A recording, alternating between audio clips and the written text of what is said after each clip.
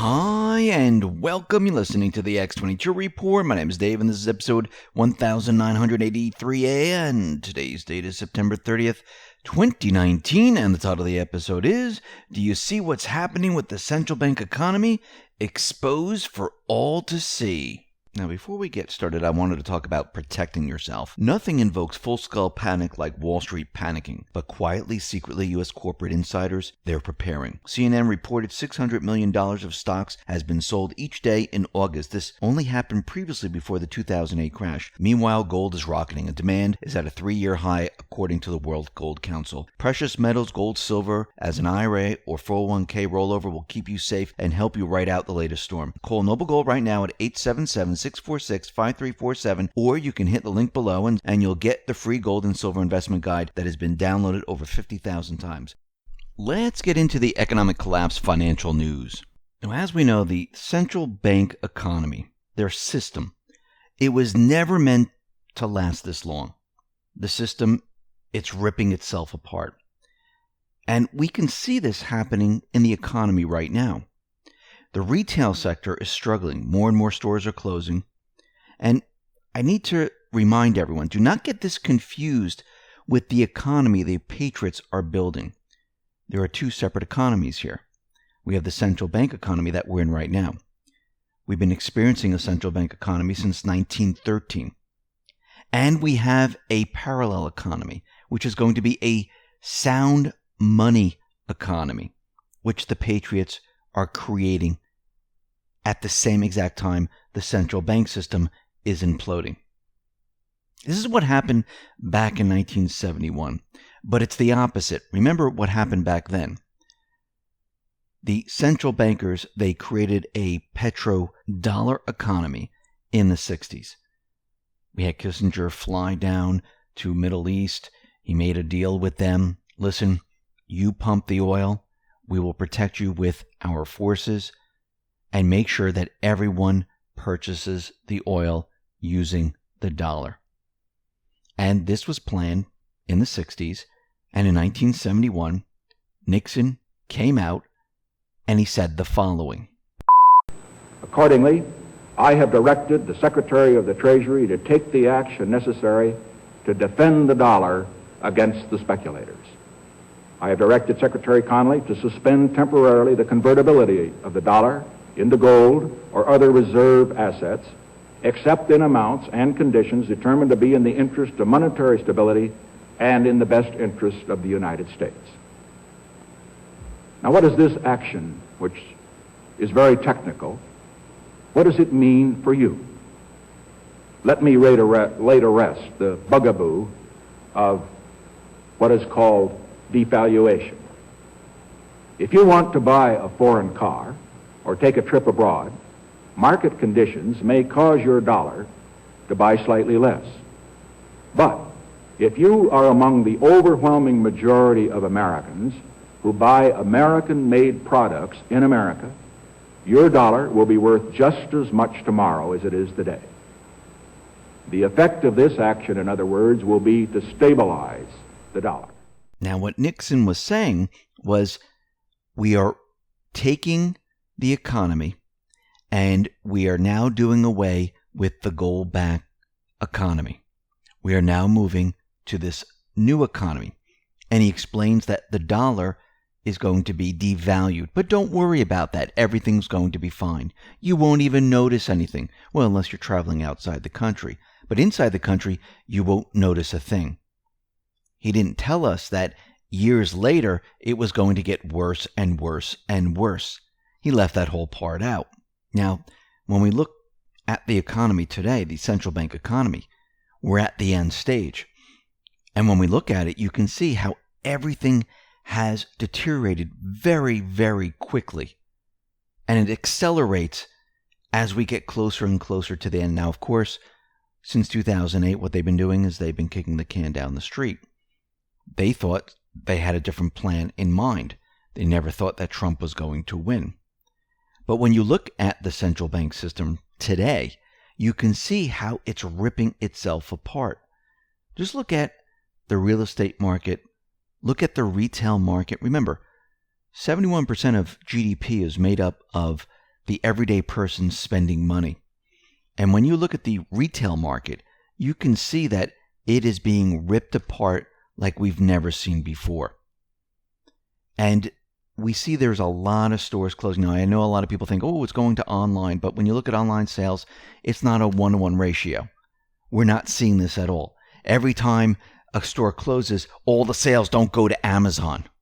Remember, all these stores have an online presence. But the stores can't make it because people aren't purchasing. And think about it. The interest rates are the lowest we've ever seen it. Forever 21, they filed for Chapter 11 protection. They can't make it. Now they're going to try to make it, but once again, this was a huge chain. They had many, many stores, and they've been in operation since something like 1984. So when you look at this, you can see that in today's world, people are not spending. A lot of these stores are in a lot of debt, even though the interest rates are very, very low. They cannot make it. And if you go back in time, and we discussed this many times before, you can see there's a lot of stores that went completely belly up. They went out of business. And there are going to be more and more stores that are going to go completely out of business. And many of these big chains, they do have an online presence. And if online was the key, they would say, you know something? We're just going to stick to online, and that's all we'll do. We'll regroup, shut the stores, and just do online. But guess what? They know that's not the answer. They know that people are not purchasing. That is the main problem. And don't get confused with what's happening today with Trump and what he's trying to do. There are two separate things, just like back in the 70s. We had two separate things. Now, we know that the central bank economy has been kicked down the road since 2008, 2009, when the entire system came to a screeching halt. Basically, the system doesn't work anymore. Over the years, the central bank and the government, they needed to manipulate almost everything that we see in the economy. They needed to manipulate everything. Think about it. Unemployment. The calculation has changed many, many times. Why? They needed to manipulate that. The GDP is calculated completely differently than it was in the past. Why? Because they needed to manipulate it. The stock market, that is manipulated. We have central banks around the world that are purchasing stocks. We have the plunge protection team. We have somewhere in the basement of the Federal Reserve where they're able to control what the stock market does. We have the manipulation of precious metals. They manipulate the interest rates. And the amount of currency that is pumped into the economy is ongoing since 2008, 2009. This is what they call stimulus. All of this is manipulation. An open free market doesn't need this type of manipulation. The only reason you would need this type of manipulation is when you're trying to control it so it doesn't crash. That's why they're doing this. And remember, we haven't had an audit of the gold reserves in a very, very long time. When was the last time the gold reserves were actually audited? Now, back in 1974, they said that they've done a complete audit, but they really didn't look at all the gold. In 1953, it was a somewhat credible examination of Fort Knox's gold. Now, what's very interesting is Representative Alex Mooney. He introduced the Gold Reserve Transparency Act, and we would like an audit of the gold that is in Fort Knox. Now, once again, why has the central bank refused an audit of their accounting system, and why haven't we audited the gold in Fort Knox?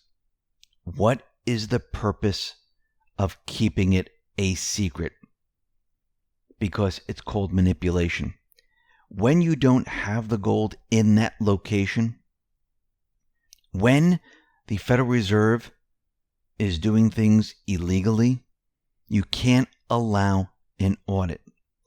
Now, if the central bank system is so fantastic, why so much manipulation? Why can't the American people see the inner workings of the Fed? Why can't the American people see the gold in Fort Knox with a full audit to make sure all is accounted for? Remember, this is a people system. The people are in control. It's not the Federal Reserve. It's not the government. It's the people. The people are the controlling force. And there's a reason why we have all this secrecy. The central bank and the deep state, their plan was much different than what is happening today. The plan was to cover it all up like they do everything else. The mainstream media would never mention it. Nobody would bring it up. It would just all disappear. How would this happen? An event, a war. But everything has changed. They are no longer in power. All the secrecy is about to end, and transparency is going to take over, which will lead us to the truth. Remember in Q's post 3326, when Q talks about truth, transparency, equal justice under the law? Well, this just doesn't have to do with the swamp. It's transparency for everything. And if we do not have transparency in our economic system with the central bank, then we don't have true transparency. We need to understand what the private Western Central Bank has done throughout the many years. Without understanding what they have done, the people cannot be educated on why we should never have a private Western Central Bank again. This is why opening up the Federal Reserve's books and auditing them, going into Fort Knox, even if there's no gold in there, doesn't matter what we find. The people have a right to see what has been happening. And if there's been criminal activity, the people have the right to know. The people have the right to know that they've been put into debt, that this thing was a scam from the very beginning. Of course, this is what the private West Central Bank doesn't want anyone to know. They don't want anyone to know what they've really been doing. Remember, they never thought they'd be exposed like this. They never thought it was going to go down like this. And when Trump gets elected for his next term, it's another 4 years. These 4 years are critical. These 4 years are going to expose what the central bank has been doing. And I'm talking about the Rothschilds. Remember, do you really think Europe can hold on that long? Absolutely not. The system is going to collapse. We're already starting to see it in Germany. Many other countries will follow. The whole thing is a complete and utter mess. They understand this. How far down in the negative range are they going to bring interest rates? There'll be a certain point in time when they will not be able to keep this thing afloat. They know this. They know this. Trump knows this. The Patriots know this. And this is why the second term is so critical. Because this is the time to make the move. This is the time to expose the central bank and to expose the entire Rothschild banking system. Not just here in the United States, but globally. And there are bills waiting in the wings. Remember, bills don't have legs unless there's a crisis, an event. Then everyone gets up and says, whoa, we don't want this to happen again. Do we have anything that we can use to stop this? Or make sure that this never happens again? That's why we have Tom Massey and others with bills waiting in the wings. Waiting for that crisis. Waiting for the American people to be woken up to what has really been going on. Are we going to see this soon? Absolutely. Timing is everything.